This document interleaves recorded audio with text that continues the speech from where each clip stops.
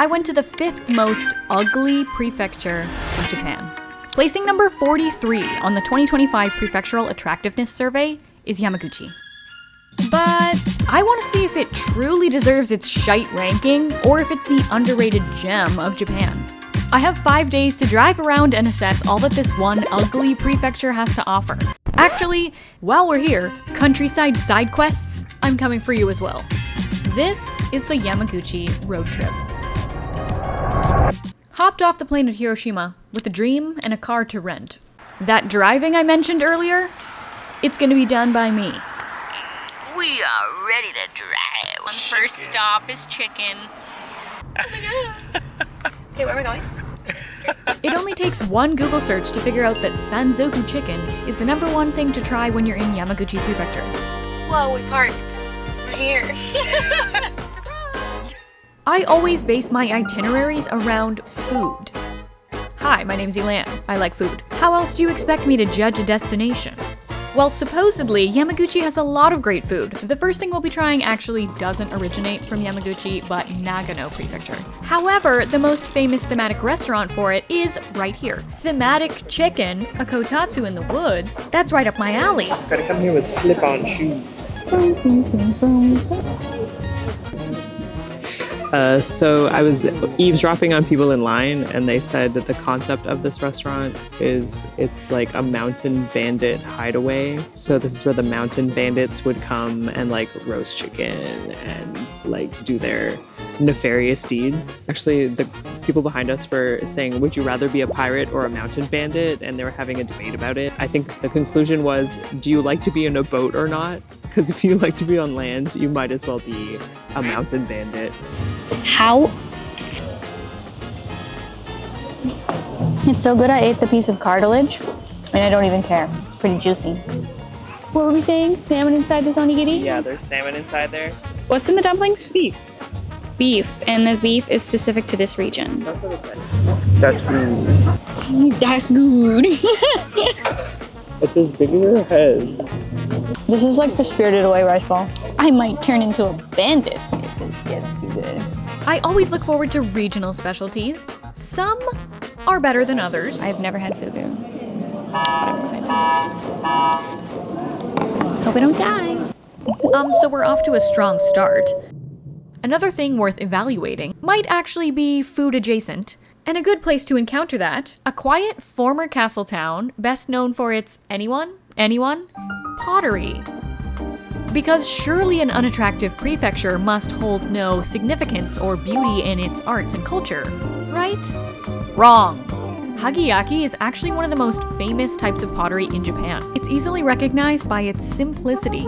A commonality between the wares are the warm hues, simple shapes, and elegant natural glazes. Oh, it's so cute. This crackly white glaze is one of the most iconic styles. They say the cups and matcha bowls change colors when used for tea as the tea leaf particles settle into the natural cracks in the glaze. This destination/town is certainly ideal if you drove, because otherwise you're gonna have to carry all of your many pottery finds with you on the bus. Rent a car, shop your heart out, and that's exactly what I did. Side note, or should I say side quest. This place is wild. Too much stuff. That's right, more ceramics. If you are an avid ceramic and pottery collector like me, then you are gonna love Hasami, aka the best pottery town.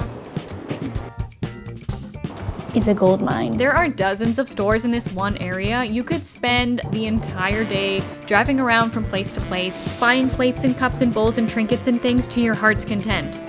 Or whatever you can carry/fit in your vehicle. You definitely can't do it without a car. Okay, even though it's nearby, Hasami is still technically a place in Nagasaki. Let's get back on track. Because there's gotta be cool places to see like this in Yamaguchi, right? In fact, we were looking around every corner to try and find something visually unappealing about Yamaguchi. In Hagi specifically, that was kind of difficult. Yes, it was a small town, and I'll be honest, not many quote-unquote attractions, but that didn't mean it lacked charm. It was quiet and let you explore its hidden treasures at your own pace. Three noteworthy places were the Kikuya family residence, Tokoji Temple, and the Mori clan burial site. It's so cool over here.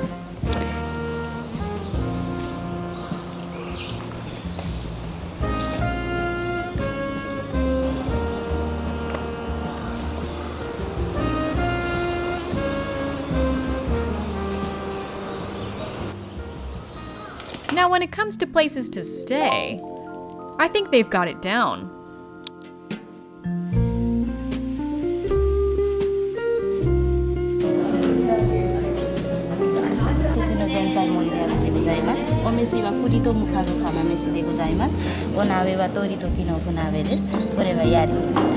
This dinner breakfast service included ryokan and hagi was miles better than the stay we had in Hiroshima. Yo, what the What? I got the top bunk. Oh my god, it's kind of cute. I hope I don't need to pee in the middle of the night. This is why you don't book 6 hotels in the span of 45 minutes. Now what you gonna do if I take away this ladder though? That's rude. I mean, if you have the chance to stay at a ryokan, it doesn't hurt. Just to be clear, I still have yet to find an ugly thing about Yamaguchi, so maybe we'll have better luck today. There are many tourist destinations that aren't crowded at all. One of them being Akiyoshido Cave. Scared of the dark? Maybe don't come. This is crazy.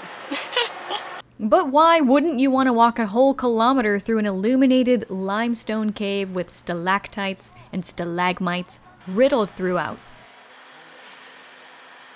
This is the highlight of Akiyoshido, which is named Koganegashira, or Golden Pillar. It is 15 meters high. Honestly, the most fun thing about this trip for me was driving. And if you don't want to drive, just invite me on your trip and I'll be your chauffeur. Because otherwise you're going to be hard-pressed to get to incredible spots like this.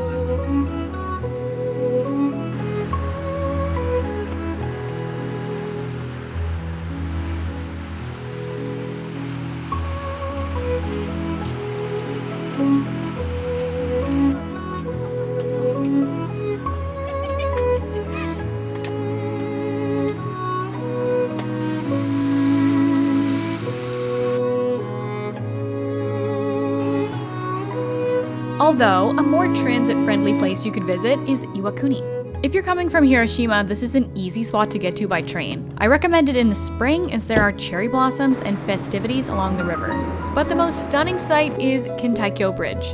Dating back to 1673, they rebuild it every 10 years, I think. On the other side of the bridge, there's a ropeway. You can even go up the mountain and go to an old castle. And if that sounds boring, there's also a snake museum. It's kind of windy. You know, these are all very unique attractions, but I think I need something unique here. We noticed that this town is obsessed with bananas. Upon looking it up, we realized there's lore to Mojiko. Primary entry point for importing bananas from Taiwan. The banana port town. Banana dressing? No. After long last, we have this. Oh, it tastes so good. I think it might have been her first day, but they made her redo it 2 times, and then they kicked her out and they made the other girl do it. What the f? This is really, really yummy. It's not even fake imported banana. Actually, it was worth waiting like 10 minutes for that.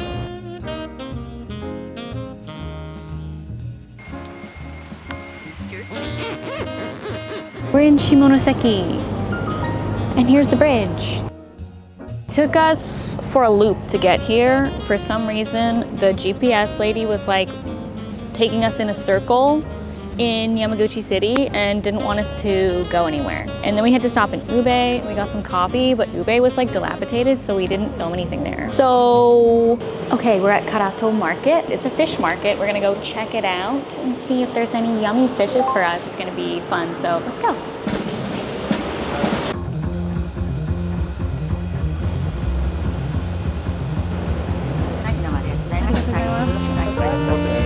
Sesame story. We like fish meat, seaweed, wasabi story.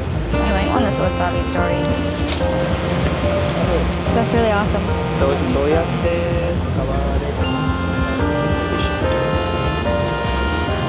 Minced whale? You can eat whales like this? Pretty bulk and expensive. Pretty For scary. a tourist spot, I would still give this a pretty high ranking. It's not overly crowded, and really not gimmicky at all. The adorable mascot helps too. If you come for anything, it should be this mailbox. Yeah.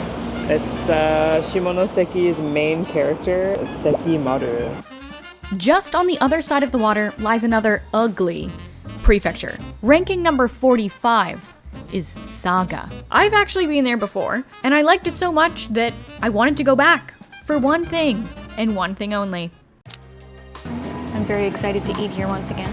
The vibes are just off the charts. If you watched my Kyushu vlog, you might recognize this place. We thought the owner was so kind and genuine that we made it our mission to go back. Eat a big chunk of neck, juicy. And his food is great too.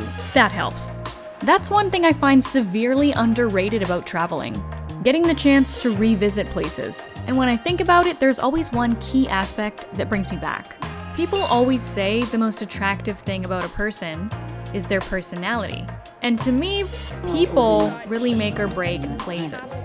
And while my sister and I were on this trip, we encountered so many friendly and genuine people. For instance, we ended up staying and talking to the owners of this shop for probably 45 minutes. I want to know how they made this. And they sent us back to our hotel with persimmons that they grew and dried themselves.